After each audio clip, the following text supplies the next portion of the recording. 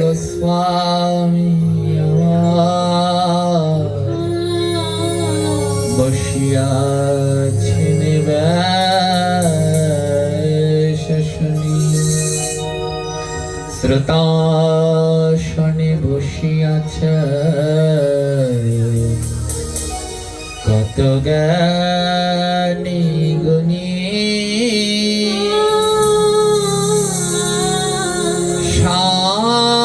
হাজারে বসে আছে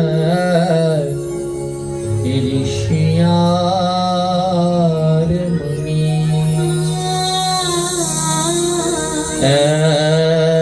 এক এক করে সুখদেবে করিছে আলোচনা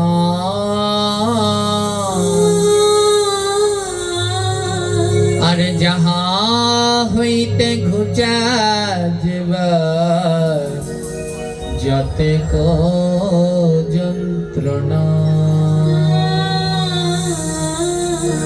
ভাগবত কথা মৃত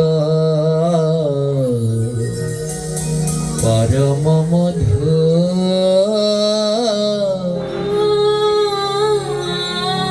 যেই জন করা শ্রব শিবর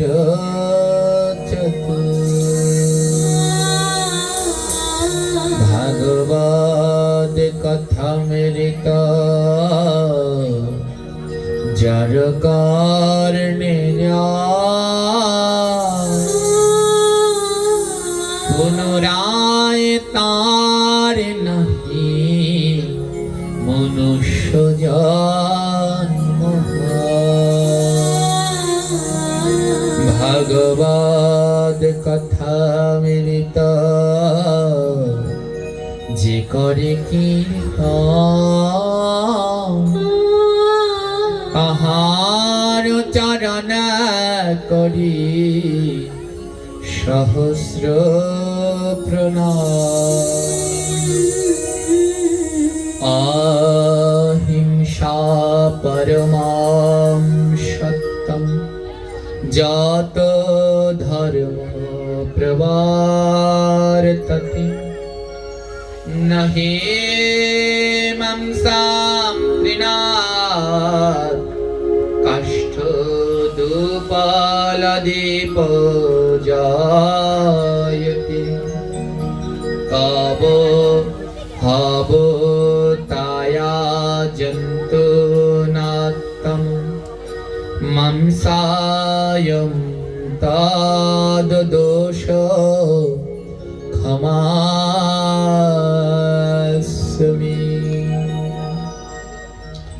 ভাগবতের এই শ্লোক বললেন অহিংসা পরমম সত্য যত ধর্মাহ প্রবর্ততে।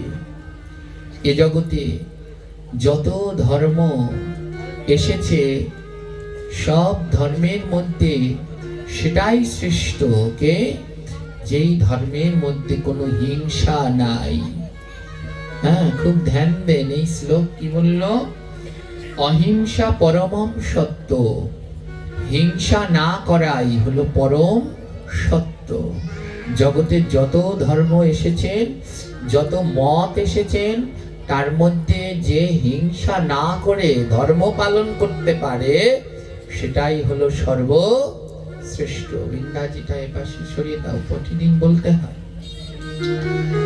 যত ধর্ম এ জগতে এসেছে তার মধ্যে অহিংসাই শ্রেষ্ঠ। কোনো জীবকে হিংসা করা যাবে না, কষ্ট দেয়া যাবে না। মহাপ্রভুর কাছে সনাতন গোস্বামী গেলেন ধর্ম কি জানতে। তদুত্তরে মহাপ্রভু বলেছিলেন জীবে দয়া নামে রুচি বৈষ্ণব সেবা ইহা বিনা ধর্ম নাই শুনো সনাতন।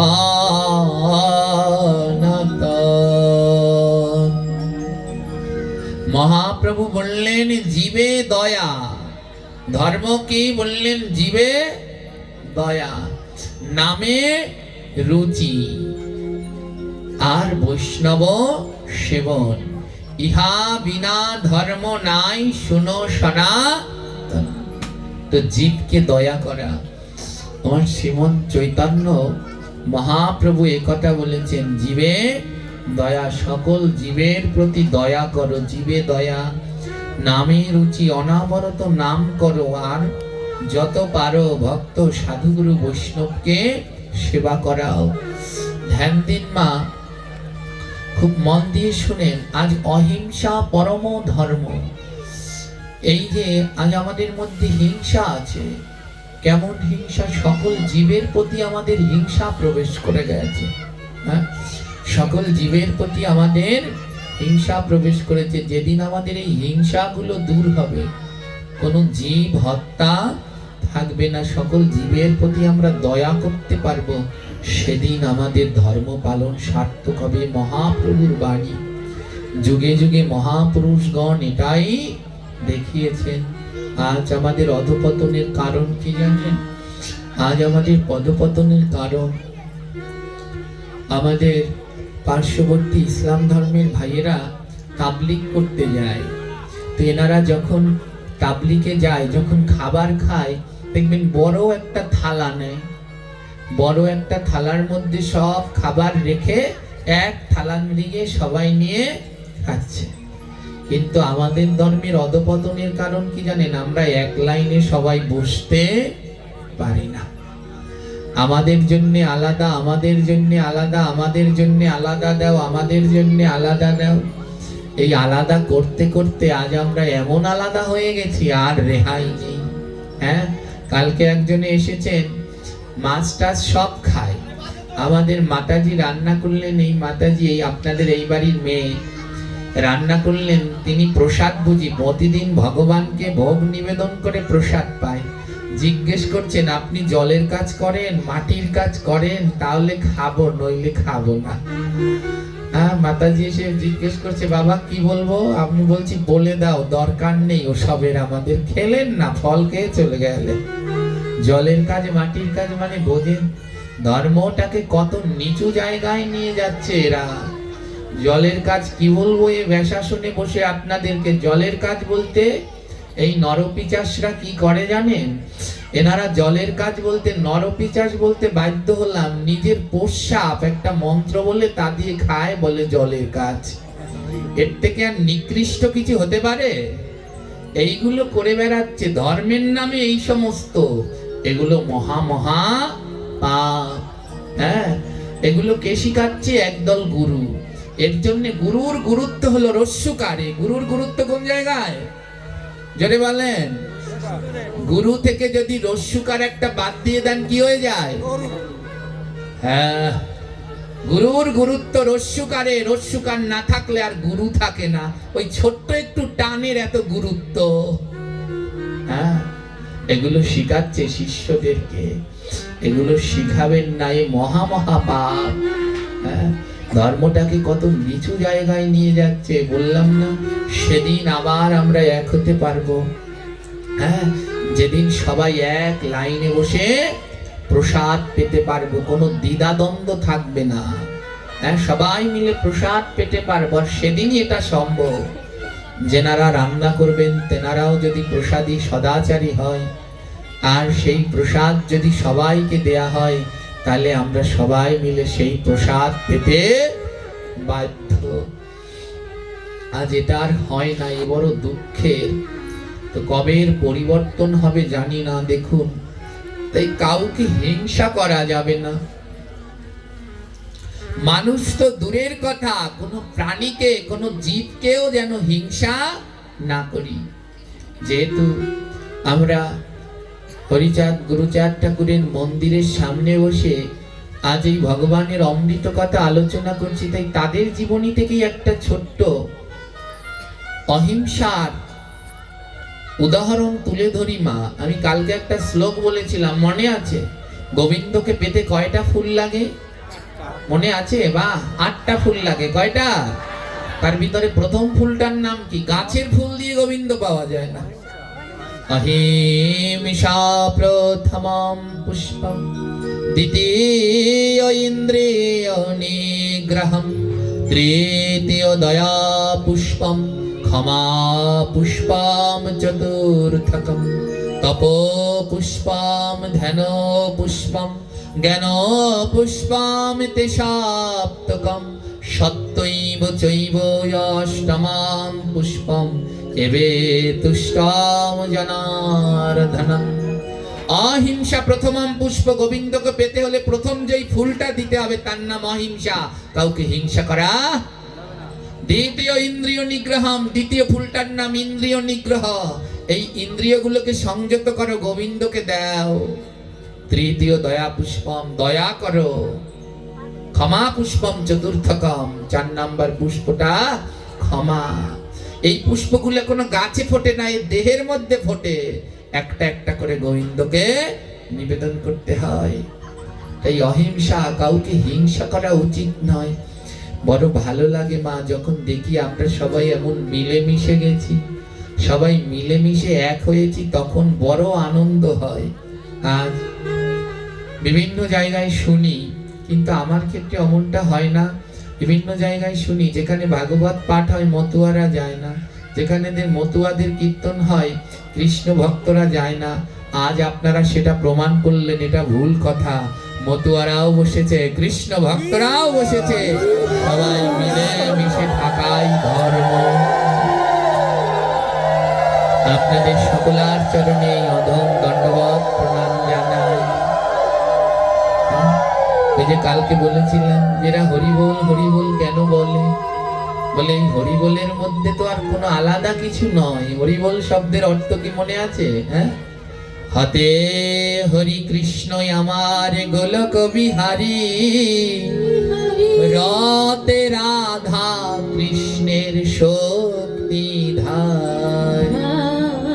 হর বল 4টি অক্ষর, হতে হরি কৃষ্ণ, রতে রাধা, বতে বৃন্দাবন, আর লতে হয় লীলা।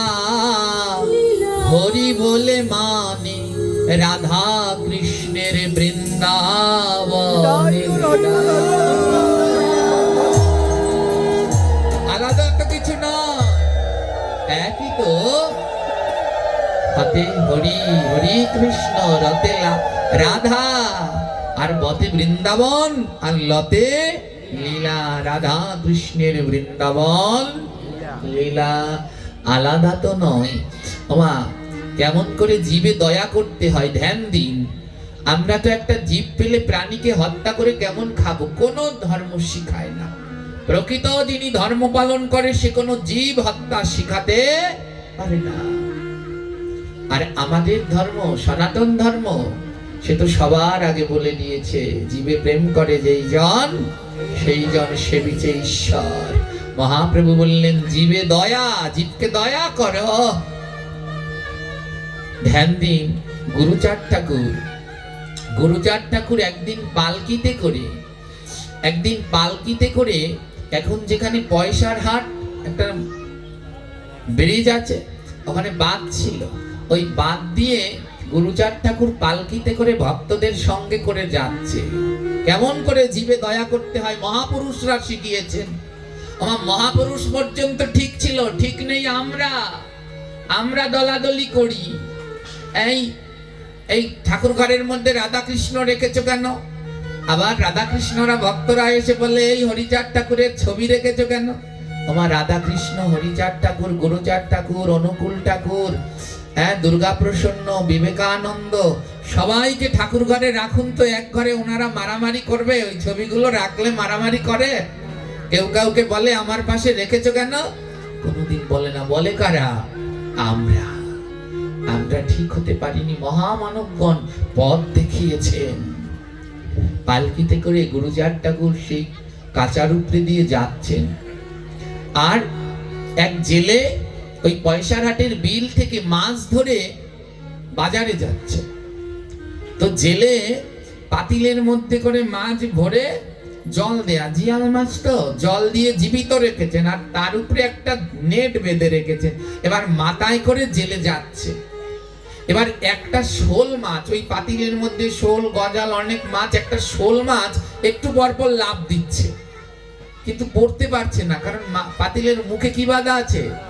একটা জাল বাঁধা আছে। হ্যাঁ, একটা জাল বাঁধা আছে। এবার বারবার লাফ দিচ্ছে আর পড়ে যাচ্ছে। গুরুচাঁদ ঠাকুর রাস্তার উপরে, আর জেলেটা ওই নদীর পাশ দিয়ে যাচ্ছে। গুরুচাঁদ ঠাকুর ওটা দেখলেন, দেখে গুরুচাঁদ ঠাকুর অনেকক্ষণ ধরে দেখলেন, ওমা মহামানবগণ শুধু মানুষের কল্যাণের জন্য আসে না, সমস্ত জীবের কল্যাণে তারা আসেন। কেবলমাত্র মানুষের কল্যাণে, মানুষের কল্যাণে কোনো মহাপুরুষ আসে না, তারা সমস্ত জীবের কল্যাণের জন্য আসেন। শোল মাছটা অমন বারবার লাফ দিচ্ছে, গুরুচাঁদ ঠাকুর দেখলেন। গুরুচাঁদ ঠাকুর ভক্তদের বললেন, পালকি থামাও। পালকি থামালো। ছুটতে ছুটতে জেলের কাছে গেলেন। জেলের কাছে গিয়ে বললেন, জেলে ভাই, তোমার ওই পাতিলের মধ্যে একটা মাছ একটু পর পর লাফ দিয়ে উপরে ওঠে, ওই মাছটা আমি কিনবো, ওর দাম কত? জেলে মনে মনে বললেন, সাধু মানুষ তো, নিশ্চয়ই ওই মাছটার মধ্যে কোনো মহিমা আছে, নাইলে এত মাছ পাতিলে ওই মাছটাই কেন কিনবে? জেলে বলল, দাম একটু বেশি চাবো। হ্যাঁ, জেলে বলল, দাম একটু বেশি চাবো, নিশ্চয়ই মাছটা ওনার লাগবে, নইলে ওই মাছটা চাইছে কেন? হ্যাঁ, জেলে বললেন, দেখেন, তৎসময় 1 পয়সা দিয়ে অনেক কিছু কেনা যেত, একটা পয়সা হলে অনেক কিছু কেনা যেত। জেলে বললেন, ওই মাছটা নিলে 1 পয়সা দিতে হবে।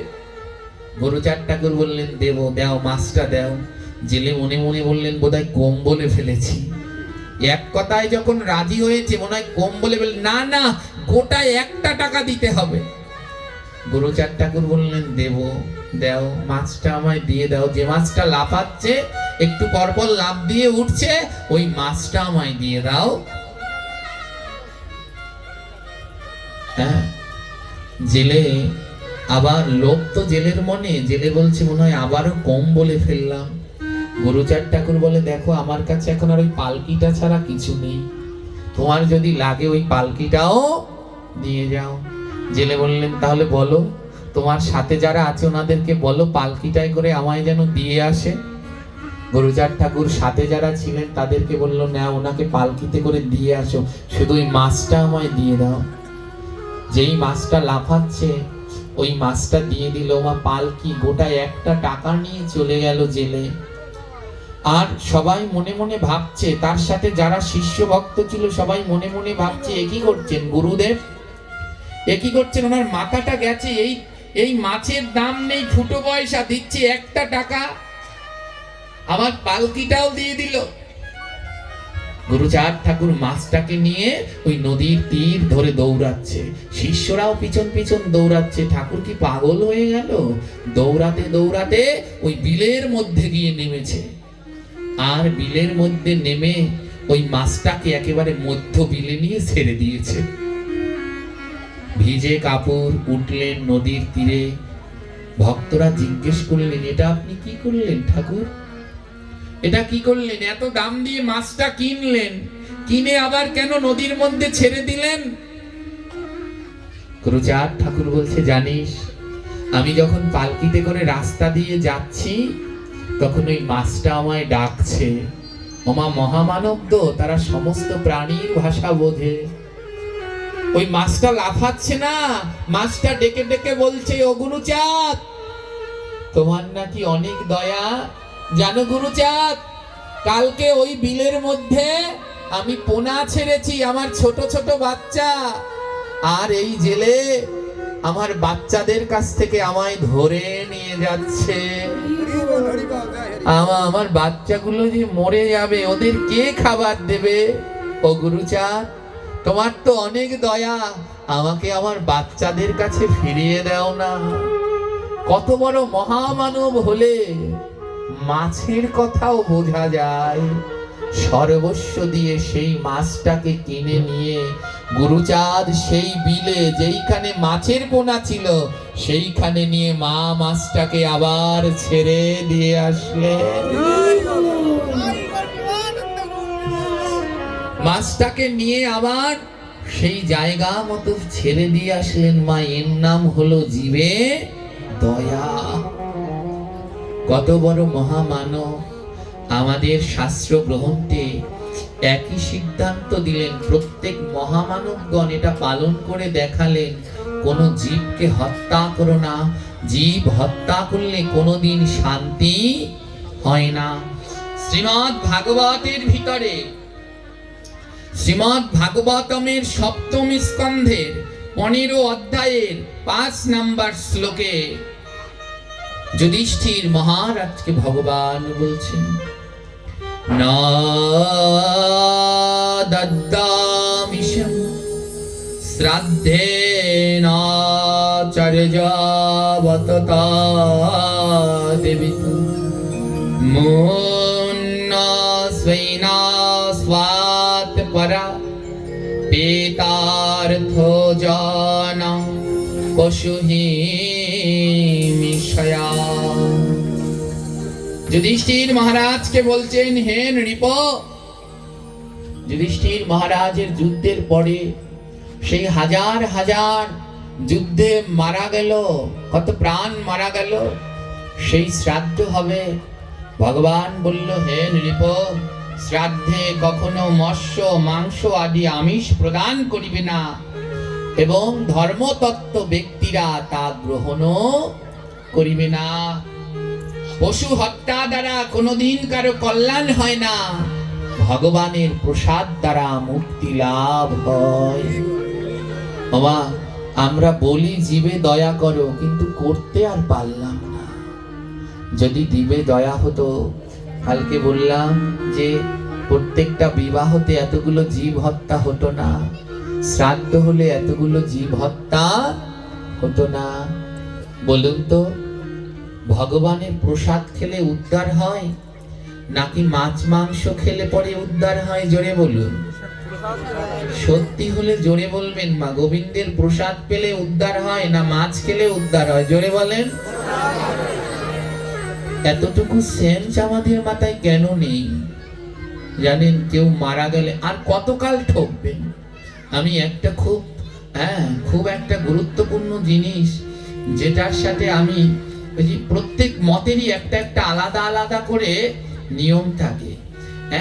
এই যে ব্রাহ্মণত্ববাদ, এরা চিরকাল আমাদের মাথার উপরে লবণ রেখে বড়ই খাচ্ছে।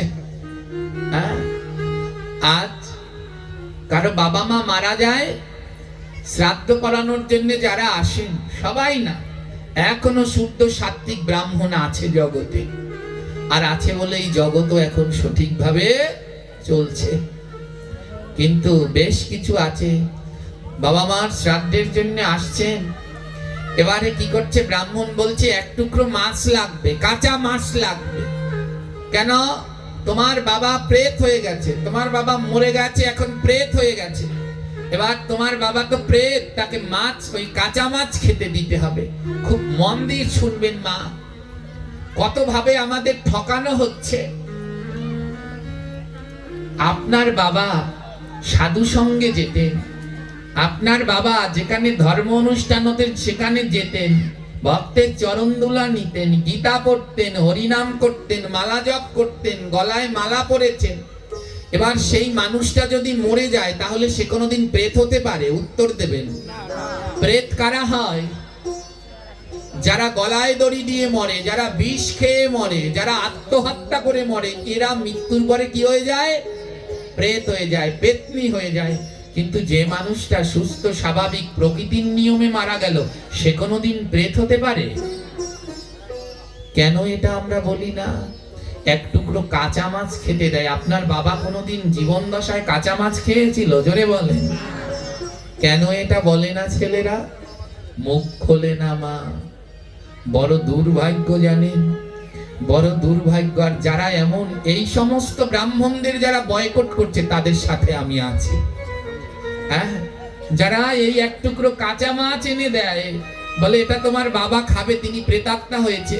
কি করে আমার বাবা প্রেতাত্মা হলো?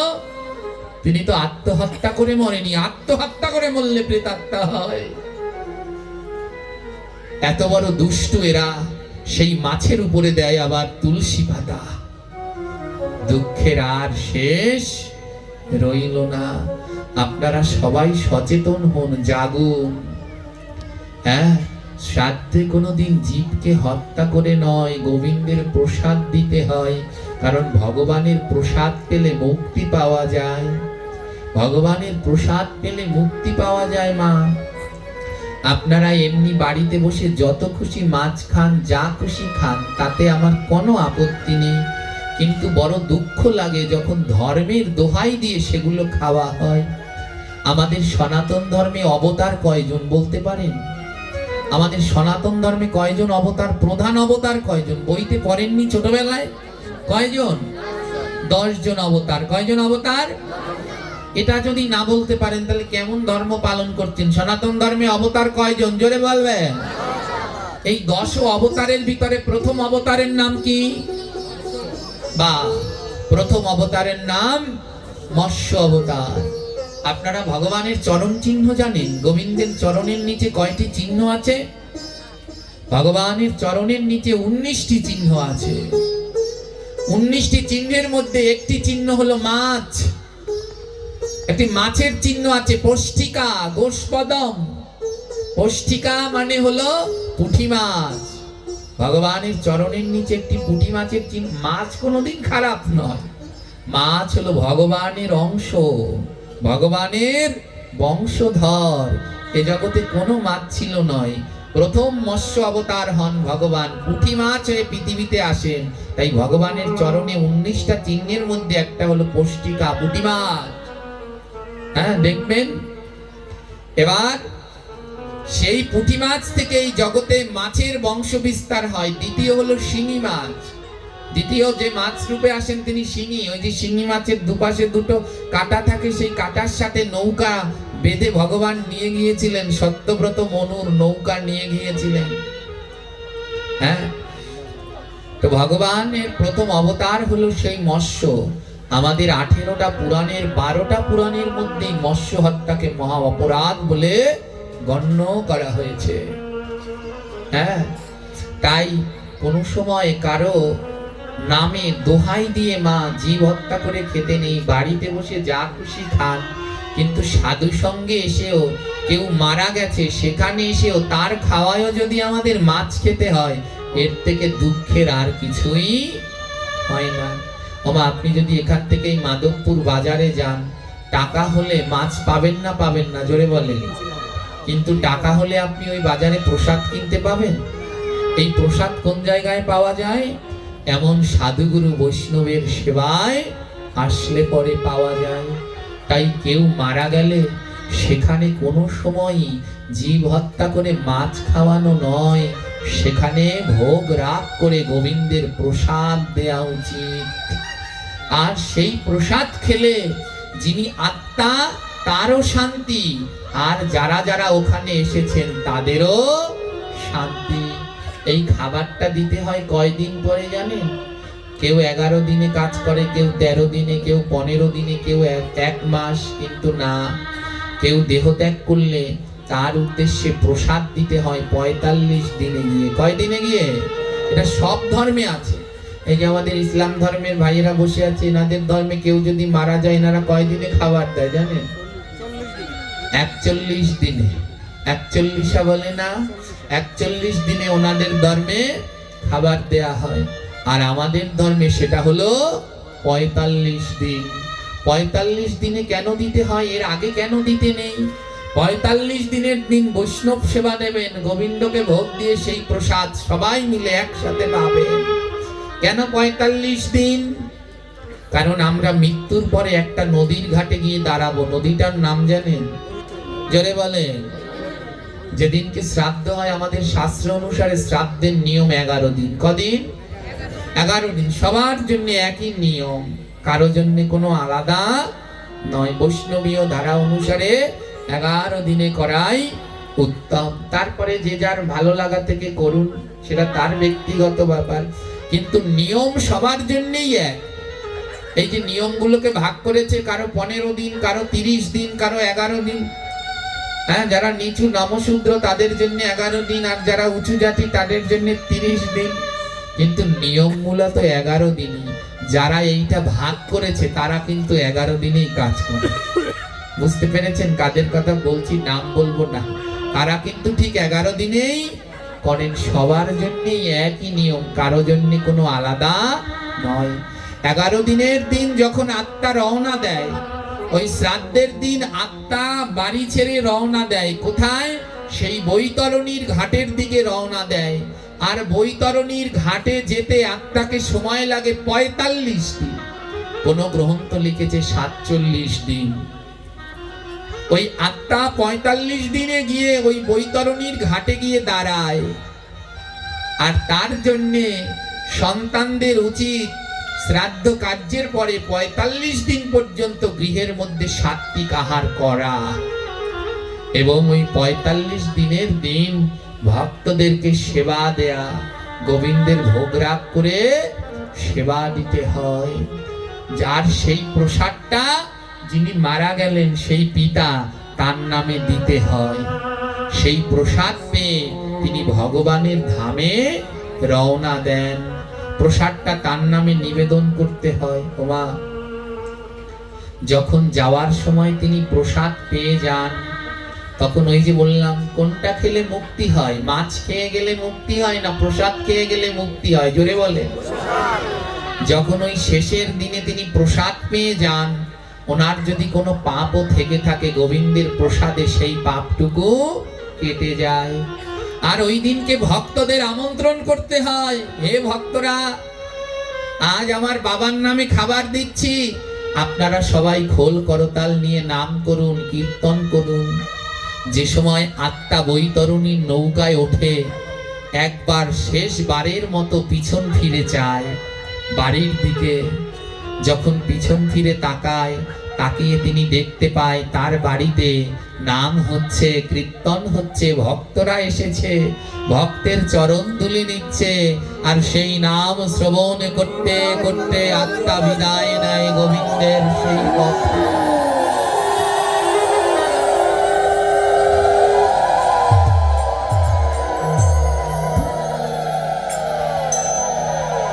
তাই কেউ দেহ ত্যাগ করলে মা, তার খাবারে কোনোদিন জীব হত্যা করে দিতে নেই, এ মহা অপরাধ।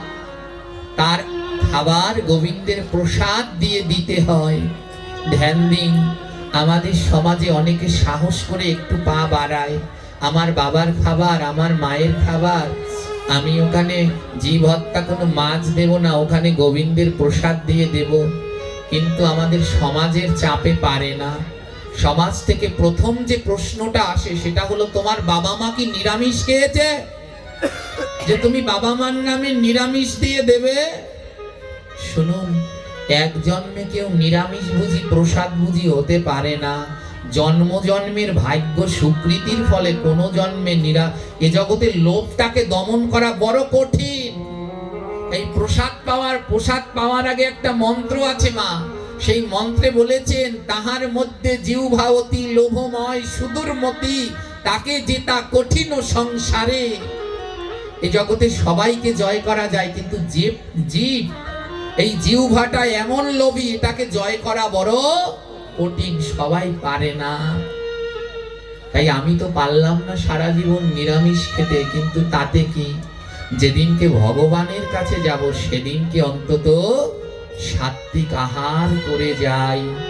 আমরা বিভিন্ন মন্দিরে যাই না, তখন আমরা কি করি? আজ মন্দিরে যাব, আজ এই তীর্থ দর্শন করতে এই পবিত্র মন্দিরে যাব, আজ কোনো মাছ মাংস পেঁয়াজ রসুন খাবো না, আজ সাত্বিক আহার করে মন্দিরে যাই। কথা ঠিক না ভুল? তাহলে যদি মন্দিরে যাওয়ার আগে দেহটাকে পবিত্র করে যাই, আর যেদিনকে চিরদিনের জন্য গোবিন্দের কাছে হরির কাছে যাব, সেদিন কি দেহটা পবিত্র করা দরকার না দরকার না? অর্থাৎ মাছ মাংস পেঁয়াজ রসুন এগুলো খাওয়া আমাদের ধর্ম অনুসারে পাপ। এবার আপনার বাবার গায়ে আগুন লেগেছে, আপনার পাশে 1 লিটার কেরোসিন তেল আর 1 লিটার জল। এবার আপনি আপনার বাবার গায়ে কি দেবেন? কেরোসিন তেল দেবেন না জল দেবেন? জোরে বলেন। অর্থাৎ আমার বাবা সারা জীবন জীব হত্যা মাছ মাংস খেয়েছে, এবার যদি তার শ্রাদ্ধেও আমি আবার ওই মাছ মাংস খাওয়াই, মানে কেরোসিন তেল দিলাম, আর ওই শ্রাদ্ধের দিন যদি তাকে প্রসাদ দেই, আর সেই প্রসাদ ভক্তরাও পায়, মানে জল দিলাম, তার আগুনটা পুড়ে যাচ্ছিল ওই জলে শান্ত হয়ে সে গোবিন্দের ধামে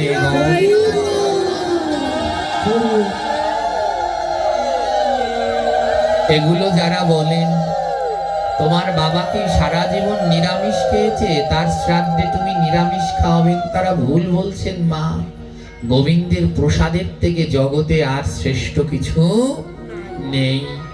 তাই কেউ মারা গেলে তার আত্মার শান্তির উদ্দেশ্যে গোবিন্দের প্রসাদ খাওয়ান। ওমা, যেখানে প্রসাদ হয় সেইখানে হরিনাম হয়, যেখানে প্রসাদের আয়োজন সেখানে ভক্তরা আসে, যেখানে প্রসাদ হয় সেখানে ভক্তের চরণ ধুলা পাওয়া যায়। আর যেখানে জীব হত্যা হয়, যেখানে টেবিল চেয়ারে বসে খাবার দেয়া হয়, সেখানে ভক্তের চরণ ধুলা পাওয়া যাবে? জোরে বলেন। তাই আমাদের সকলেরই উচিত যেন এই কুসংস্কারটা আমাদের জীবন থেকে দূর হোক মা। হ্যাঁ, আমি আবারও বলছি, আপনারা যত খুশি মাছ খান, মনে রাখবেন টাকা হলে বাজারে এক টুকরো মাছ কিনতে পাবেন, কিন্তু প্রসাদ পাবেন না। প্রসাদ পেতে হলে ভক্তের কাছে যেতে হবে। তাই কেউ দেহ ত্যাগ করলে সেখানে গোবিন্দের প্রসাদের আয়োজন করুন, কোনো জীব হত্যা না। আর ওই যে তার খাবার দিচ্ছে, ওদিনকে তার নামে প্রার্থনা করুন, ওই প্রসাদটা পেয়ে তার নামে প্রার্থনা করুন, হে গোবিন্দ, আর যার জন্য আমরা এই তোমার প্রসাদ পেলাম, যার জন্য হরিকথা সাধু সঙ্গ পেলাম, তার আত্মার যদি কোনো ভুল থাকে ক্ষমা করে তোমার চরণে জন্ম জন্মান্তরে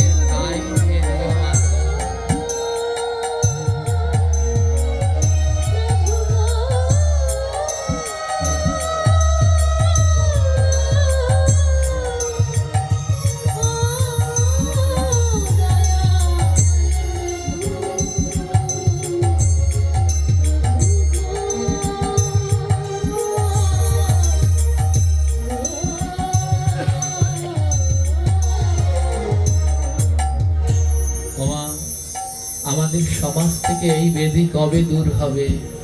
বলে যেদিন আমি ভালো হব, যেদিন আমি ভালো হব। আমি সারা জীবন পারিনি নিরামিষ খেতে, আমি সারা জীবন পারিনি সাত্বিক আহার করতে, আমি সারা জীবন পারিনি গোবিন্দের প্রসাদ পেতে, কিন্তু হে গোবিন্দ, যেদিন আমি তোমার কাছে যাব সেদিন যেন তোমার প্রসাদ পেয়ে রওনা দেই। আমি এই সংসার যাতনায় সারা জীবন সাধু সঙ্গ করতে পারিনি, যেদিন আমি তোমার কাছে যাব, যাওয়ার দিন যেন সাধু সঙ্গ করে ভক্তের চরণ ধুলা মেখে ভক্তের বদন দর্শন করে আমি তোমার দিকে রওনা দিতে পারি। আমাদের মনের মধ্যে মা এই বাসনাটা থাকতে হবে। আসুন, এই ভজনের ছয়খানা শত্রু, কাম, ক্রোধ, লোভ, মোহ, মদ, মাৎসর্য, এই ছয়টা শত্রুকে যদি নিয়ন্ত্রণে না আনা যায়, জন্মে জন্মেও গোবিন্দ পাওয়া যায় না। তার মধ্যে একটা হলো লোভ। এই লোভকে যদি কন্ট্রোল করতে না পারেন, এ জন্মে মা গোবিন্দ পাওয়া যায় না। এই গ্রন্থের মধ্যে সমস্ত কিছু উল্লেখ রয়েছে। কুর্ম পুরাণের ভিতরে বলা আছে, কেউ যদি শ্রাদ্ধে জীব হত্যা করে, ওই জীবের গায়ে যত পশম থাকে তত বছর ধরে তাকে নরকের যন্ত্রণা ভোগ করতে হয়। শ্রাদ্ধে মাছ হলো সর্বভূত প্রাণী, তাকে যেমন মাছ যেমন খুঁটে খুঁটে খায়, পরের জন্মে তাকেও আবার তেমনি খুঁটে খুঁটে সবাই মিলে খায়। তাই আমাদের এই ব্যাধিটা দূর করে প্রত্যেকের উচিত যে আমাদের শ্রাদ্ধগুলো যেন সাত্বিক ভাবে হয়, এবং সেই শ্রাদ্ধে যেন গোবিন্দের প্রসাদ আমরা পেতে পারি। অনেকে বলে শ্রাদ্ধ খাবো না, শ্রাদ্ধে যাব না, আমি শ্রাদ্ধ খাই না। ভুল কথা। কেন যাবেন না? যেখানে ভগবানের প্রসাদ দিবে, যদি ভগবান পেতে পারে তাহলে আপনিও পেতে পারবেন। তাই গোবিন্দের নিবেদিত প্রসাদ করুন, যেন সবাই মিলে সেটা করতে পারি। ওমা, এটা কবে হবে? যেদিন আমি নিজে ভালো হব। আজ আমার মনে যদি এই চেতনা জাগে না, সারা জীবন তো ধর্মকর্ম করতে পারিনি, সারা জীবন তো সাত্বিক আহার নিরামিষ খেতে পারিনি, তা শেষের দিনে যেন আমার নামে একটু বৈষ্ণব সেবা হয়, শেষের দিনে যেন গোবিন্দের প্রসাদ পেয়ে রওনা দিই। মনের ভিতরে যদি এই ইচ্ছা জন্মায় তাহলে সমাজ ভালো হবে। আর যদি নিজের স্বজনদের, নিজের পরিজনদের গিয়ে যদি বলতে পারেন, নিজের পরিজনদেরকে গিয়ে যদি বলতে পারেন, বাবা আমার শ্রাদ্ধে তোরা কোনো জীব হত্যা করিস না, আমার শ্রাদ্ধে গোবিন্দের প্রসাদ দিস, আমার শ্রাদ্ধে বড় করে আত্মীয় স্বজন দরকার নেই, আমার শ্রাদ্ধে সাধুগুরু বৈষ্ণব ভক্তদের নিমন্ত্রণ করিস, আমার শ্রাদ্ধে যেন ভক্তরা এসে নাম করে, আর ভক্তের চরণ ধুলা নিয়ে যেন আমি রওনা দিতে পারি। যদি আমাদের মনের মধ্যে এই বাসনা জন্মে তাহলে সমাজের আবার পরিবর্তন হবে। আর যদি কোনোদিন না জন্মে তাহলে এর পরিবর্তন জীবনেও সম্ভব না, সম্ভব না। বলে শুনবে আমার কথা কি তারা শুনবে? ওমা, যিনি ফাঁসির আসামি, যাকে ফাঁসি দেয়া হয়, ফাঁসি দেওয়ার আগে তাকে জিজ্ঞেস করে আপনার শেষ ইচ্ছা বলেন, বলে না? তো ফাঁসির আসামির শেষ ইচ্ছা পূর্ণ করা হয় না, হয় না? জোরে বলেন। বলুন তো, এ জগতে আমরা যে পাপ করি তাতে কি আমরা ফাঁসির আসামির থেকে কম কিছু? কম কিছু নয়। তো আমরা সবাই এক একটা ফাঁসির আসামি গোবিন্দের দরবারে। তাই আমাদের শেষ ইচ্ছাটা যদি এমন হয়, হে প্রভু আমাদের জীবনের শেষ ইচ্ছা, হে আমার সন্তান, হে আমার আত্মীয় স্বজন, আমার জীবনের শেষ ইচ্ছা আমি মরলে পরে আমার শ্রাদ্ধে তোমরা জীব হত্যা করো না, ভগবানকে ভোগ দিয়ে প্রসাদ দিও, আর সাধুগুরু বৈষ্ণবকে নিমন্ত্রণ করো, যেন তারা চরণ ধুলা দেয়, তাদের চরণ ধুলার গুণে যেন আমি উদ্ধার হতে পারি। এটা যদি আমাদের মনের শেষ ইচ্ছা হয় তাহলে কোন সমাজ আমাদের আটকাবে? আজ কোন সন্তানের বাবা মারা গেল, যদি সন্তান বলে আমার বাবার শেষ ইচ্ছা যে আমার শ্রাদ্ধে সাত্বিক আহার দিতে হবে, তাহলে সমাজের মানুষও বাধ্য যে না, তোমার বাবা এটা শেষ ইচ্ছা ছিল, এটা তোমার পূর্ণ করা দায়িত্ব। আর যারা এমন করেন তাদের কাছে চরণ ধরে আমার মিনতি রইল, মা লোভটাকে একদিনের জন্য বন্ধ রাখুন। সব জায়গায় ছেলে খেলা করা যায়, উনি মারা গেছেন, উনি আর এই পৃথিবীতে জীবনে আসবেন না, তার আত্মার শান্তি কামনায় কোনো জীব হত্যা করো না। ওখানে ভগবানের প্রসাদ দিও, ওখানে গোবিন্দের প্রসাদ ছাড়া আর অন্য কিছু দিও না। এই ভাগবত পাঠ কি মা? এই ভাগবত লিখতে 4টা অক্ষর লাগে, ভতে ভ গ ব ত। ভতে ভক্তি, গতে জ্ঞান, বতে বৈরাগ্য, আর ততে ত্যাগ। এই ভাগবত শোনা সেদিনই সার্থক হবে যেদিন ত্যাগ করতে পারবো। কি ত্যাগ? কাম, ক্রোধ, লোভ, মোহ, মদ, মাৎসর্য। যেদিন লোভ ত্যাগ হবে না। ভক্তদের লোভ থাকতে নেই, থাকতে আছে, ভক্তদের আছে। সবার আগে ভক্তদের লোভ থাকতে হবে। তবে ভক্তদের লোভ সব জায়গায় থাকা যাবে না। ভক্তদের লোভ থাকবে 5 জায়গায়। কয় জায়গায়? ভক্তদের প্রথম লোভ থাকবে গোবিন্দের প্রসাদে। প্রথম লোভ থাকবে ভগবানের প্রসাদে। যেখানে প্রসাদ হয়েছে যদি নিমন্ত্রণ নাও করে, আমি কুকুরের মতো যেচে যেচে প্রসাদ নেব। ভক্তদের দ্বিতীয় লোভ থাকবে ভাগবত পাঠ, গীতা পাঠ, হরি কথায়, গুরু কথার মধ্যে। বলে যেখানে ভগবানের কথা হয় ওখানে আমি যাবই যাব। ভক্তদের তৃতীয় লোভ থাকবে সাধু সঙ্গে। যেখানে সাধু সঙ্গ হয় আমি যাবই যাব। ভক্তদের চতুর্থ লোভ থাকবে ভক্তের চরণ ধুলায়। ধুলায় যেন লোভ কমে না, যত পাবো ভক্তের চরণ ধুলায় অঙ্গে মাগবো। এই 5 জায়গায় লোভ রাখুন, অন্য জায়গায় নয়।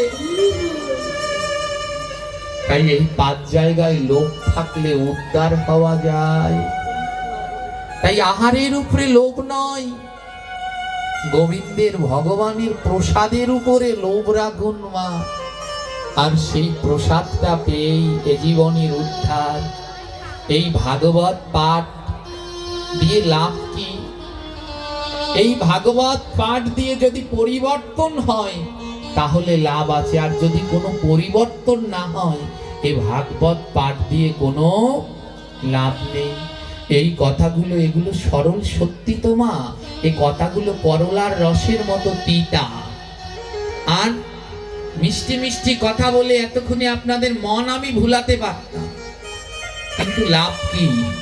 ওমা, মিষ্টি যদি বেশি বেশি করে খান স্বাস্থ্যের জন্য ভালো না খারাপ? আর করলা যদি খান স্বাস্থ্যের জন্য ভালো না খারাপ? সত্যি কথাগুলো করলার মতো যদি খেতে পারেন এ দেহের জন্য ভালো। আর ওই মিথ্যে কথা, মন ভোলানো কথা রসগোল্লার মতো, ও খেলে এ দেহের জন্য ক্ষতি, এ দেহের জন্য ক্ষতি মা। তাই আসুন, এই ভাগবত পাঠ কখন সার্থক হবে? যদি আমাদের এখান থেকে কিছু পরিবর্তন হয়। আজ যারা যারা এই হরি কথা শ্রবণ করছেন, এখান থেকে যদি দুই একজনের মনও পরিবর্তন হয় না, এই ভাগবত পাঠ শুনে আমার এইটুকু চেতনা জেগেছে, আজকেই আমি আমার ছেলেদেরকে বাড়িতে গিয়ে বলবো, আমি তো সারা জীবন পারিনি ধর্ম করতে, কিন্তু আমার শেষের দিনে তোরা যেন আমার শ্রাদ্ধটা ভগবানের প্রসাদ দিয়ে করিস। যদি এই চেতনা কারো মনে জাগে তাহলে আজ তার ভাগবত পাঠ শোনা সার্থক। আর যদি এই চেতনা না জাগে মা, তাহলে এই ভাগবত দিয়ে কোনো লাভ হবে না। হ্যাঁ, আজকেই যদি বাড়িতে গিয়ে স্ত্রী পুত্র পরিজনদের বলতে পারেন, ওগো আমি যদি মরি আমার শ্রাদ্ধে তোমরা কোনো জীব হত্যা করো না, ভক্তদের নিমন্ত্রণ দিও।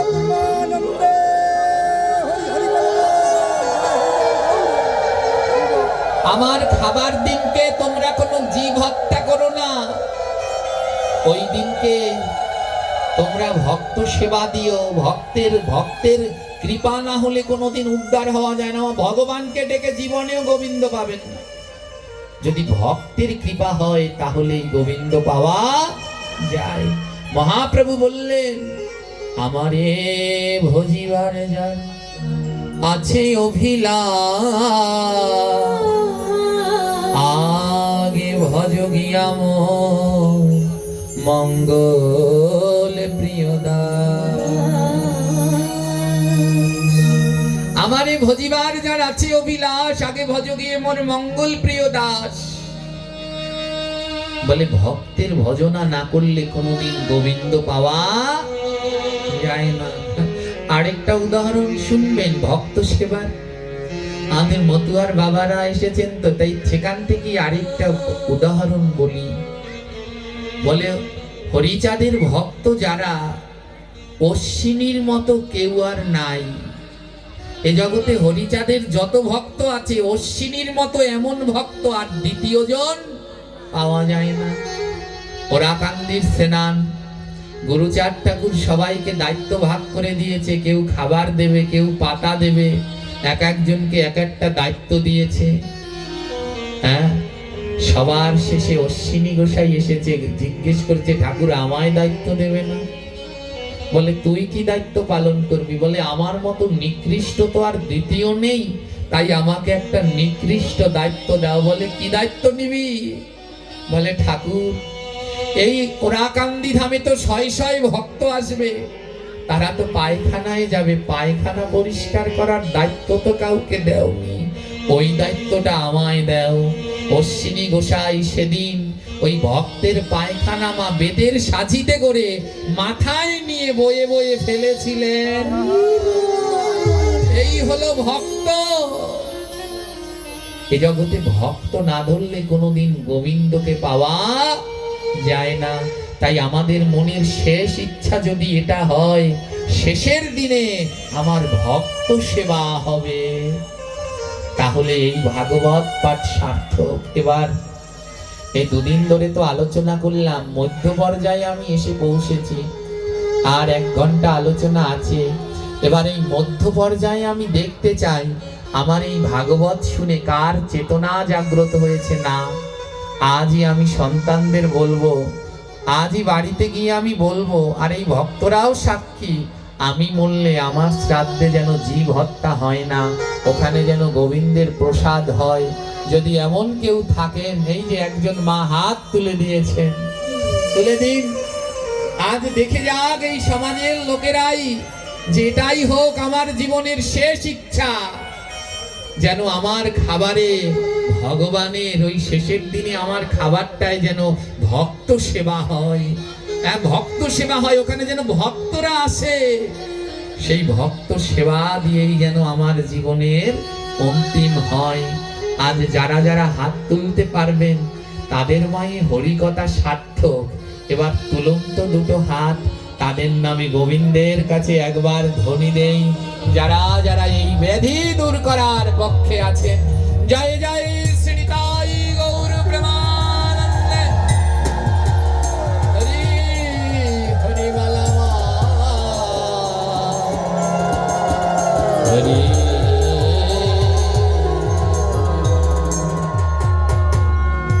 যারা সাহস করে দুটো হাত তুলেছেন তাদের চরণে এই অধম হৃদয়ের অন্তরস্থল থেকে অনন্ত কোটি দণ্ডবত প্রণাম জ্ঞাপন করছে।